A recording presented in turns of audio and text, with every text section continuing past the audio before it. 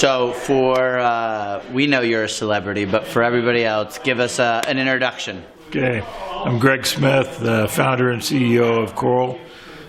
Coral is a marketplace for direct contracting and provides end-to-end workflow and management of every aspect of from the time you are trying to find a specialist for a patient all the way through invoice and billing and payment.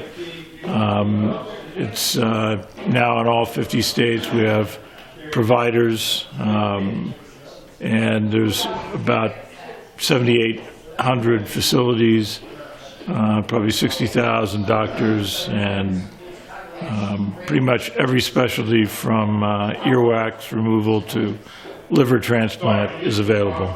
So you said a magical term, direct contracting. For anybody who hears that it doesn't know exactly what that means, what does that mean? So direct contracting means that it enables the employer plan to directly contract with the provider, and the price. Most are bundle prices. There are some, for example, like the liver transplant, which is a percent of Medicare, but most, or oncology is percent of Medicare, but most everything is bundle price, where the price you have is everything. It's if it was a total knee, it would be everything from the consultation to the imaging, the surgical procedure, the implant, the post-op, the PT afterwards. Soup to nuts, one price. So if we think about what happens today, just to give people a comparison, because I'm sure 99% of people have never thought of who sets the price. Let's stay with that knee surgery. Right. Who sets the price today of how much that knee surgery is going to cost the plan? In terms of a traditional? Yeah. So in a traditional, there's essentially two structures that exist out there. The dominant one in the PPO networks is what's called percent of billed charges. So they start with the charge master at the facility, and generally people think of a charge master as being hospitals, but they're actually charge masters for the ASCs of a hospital or other organizations. But a percent of billed charges is basically, a discount off of the charge master, which has been negotiated by the PPO network manager, which is generally an insurance company. And so the plan is renting access to this PPO network. And that, is a double game in which, the hospital or the facility sets a really high price so they can offer a discount so that the guys running the plan make money, saving, in quotes, the plan money. So those numbers are typically, as a percent of Medicare, which is not necessarily a great standard, but it's the only one out there, those are typically fall at 300 to 500% of Medicare, a discounted percentage of billed charges. It's not always that way. Sometimes it's as low as 250%, but the center point is around 300%. So if we're thinking about that, so an employer today who is using said insurance company is getting a discount off of some billed charge that nobody knows what the heck that number is, and that number at the end of the day is somewhere between 300 and 500% of Medicare. And you're talking about in this bundle situation. Yeah, so in direct contracting and bundle direct contracting, the numbers will range. It's hard to say. Versus a billed charges percentage, it's going to be 60%. In some cases 80%. Never less than 30% cheaper. If it was, in the reverse, right? The current fad of reference-based pricing, it would be, in the range of anywhere from 99% to 200% of Medicare. And the reason that the variance is, it depends on where you are in the country. Right? So somebody would automatically think, wait a second, it's a cheaper price.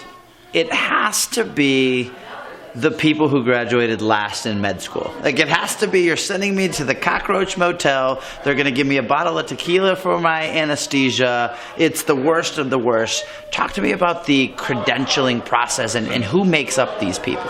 So most, but not all, of bundle pricing is concentrated in ambulatory surgery centers or other non-hospital clinical environments, because not every procedure has to be done in a hospital or in an ambulatory surgery center or specialty hospital.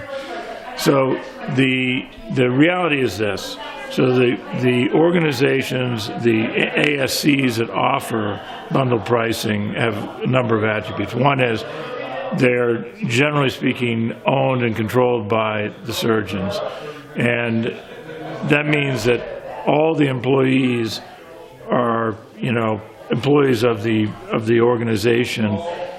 They get rid of the doctors that basically don't perform because they cost them too much money. Right. It's usually the top guys who leave the hospitals that start the ASCs, because those are the guys that know what they're doing, that become frustrated working in the hospital system. And the way they're run is, they're run hyper efficiently, which is why it's less expensive. And it's even further less expensive than that same facility would be in a PPO network, largely because in a direct contracting situation, the essence of direct contracting is the responsibility for payment is being novated from the patient to the plan, and it's guaranteed payment. So it's cash and carry, basically. They're giving you a cash price. This is a huge difference. And so in a normal scenario, I'm going to take myself. I had a ACL, MCL, PCL repair. I have it in the hospital. I have a $5,000 out of pocket. So most people aren't going to have $5,000 to lay down and pay. So they're going to go on a payment plan, and the hospital's going to have to chase that money. In this scenario, you were wildly overcharged. Well, of course, of course. And I worked for a consulting firm, then I had a worse plan than most of my clients. But in that scenario, so the difference being, the patient, so the employee of that employer, right, in your scenario, in these bundled scenarios, they pay nothing. Yeah, it's very rare. There's a few plans out there where they try to maintain it, but it's nonsensical, because the savings is so great, from direct contracting, especially direct contracting bundle price. Its savings is so great and the quality outcome so high. You're much better off, absorbing 100% of the cost, because no matter how you do the math, the plan saves money. Still wins. So in that scenario, I'm an employer. I am offering a plan that allows my employees and their families to choose to go to a better place that's run more efficiently, it's cleaner, all of those things, and they don't pay any money. That's correct. Those are the best plans. So if I'm an employer, what's the catch? Like, why isn't Blue Cross, Aetna, Cigna, why aren't they doing this? Well, they actually have some secret experiments going on right now to do it, but the problem is that it would be eating their own babies, because they make so much money from the existing structure that they can't change it, right? I mean, if they suddenly tomorrow woke up and said, "Oh yeah, it's a really good idea to charge a percent of Medicare," well, their TPA business, their ASO business would get wiped out. I mean, because that's all based off of this imaginary discount profit, right, that's based on the savings, which doesn't really exist, and the whole structure of their pricing, right? Because keep in mind that they're using that same negotiation on complete insurance. They keep the money, right? So, right, they keep the spread, right? They don't even share a little bit of it with the employer. On somebody who's fully insured, it's like unbelievably profitable for the insurance company. Well, just check their stock price. Yeah. I mean, we don't even have to hear and pretend it's not speculation. If you're sitting in front of an employer or an employer's advisor, what's the conversation you're having with them? Well, the principal conversation is how to deploy these plans, because we have thousands of employers that are connected to Coral now, but there's a wide variance in the success of implementation. So there are a cluster of employer plans that are run by certain TPAs that are phenomenally successful, where the employers are saving millions and millions of dollars per year over the alternatives.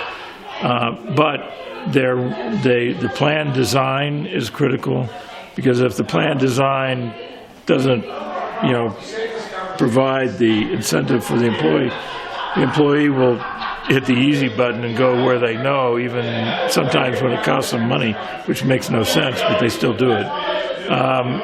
The second is that ease of access. The third is the guidance, right? Let's face it, the concept, that everybody pushes is, I'm going to incentivize my employees to do the right thing, but I might buy 5 cars in a lifetime. I'm only going to have 1 knee replacement in a lifetime. You're not remembering that at that time.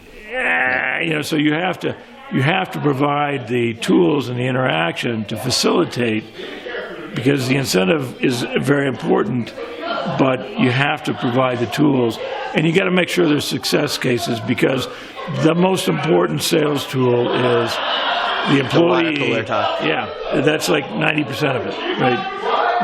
And publicizing those success cases is critical. So in a successful deployment, this is going to be an employer who has a conversation with employees and says, there is a better way of doing this. You will have a incentive, i.e. you're not going to pay for anything if you have a conversation with some sort of advocate. That advocate's going to be able to guide to one of these facilities. And in most, let's call it urban settings, in major cities, what's the percentage of procedures that a plan is going to have that can fall underneath this opportunity? Well, now it's the case that there's virtually nothing, unless it's an inpatient required facility. And even if it's inpatient, in the Coral world, we will negotiate, or we'll find one of our curating providers will negotiate on your behalf, even the things that require inpatient care. So they really shouldn't go outside, but I would say at least 85% right off the bat there is a solution for. I'm an employer. 85% of my high-ticket items are things that can go into a scenario that could lead to a better patient outcome, cheaper for them, and saves the plan 20, 30, 40, 50%. Yeah, but it's even deeper than that. So I'll give you a real-world example from last week, too. One was, they just sent me the invoice. A friend of mine, his friend, who called him up, he knew he had an imaging center. He said, I'm at the hospital. They're trying to make me go do an image of my head. Walk down the hall. They said they're giving me the special price for this MRI for my head, because he was suspected of having Parkinson's. And he said, so they've given me this estimate, and it's $3,700. What would be the price if I came to your place? And he said, well, it'd be about $350, but because it's contrasting dye, it'd be about $720. So $720 versus $3,700, and they were giving him the good price. Right. The other example, real-world example, that is an unfortunate case, a CEO of a company that uses Coral has had a very bad intersection with COVID, and he was going to need a double lung heart transplant. Jesus. And now it turns out his heart is okay, but the local guys, who by the way had never done this before, quoted a price of $2.3 million.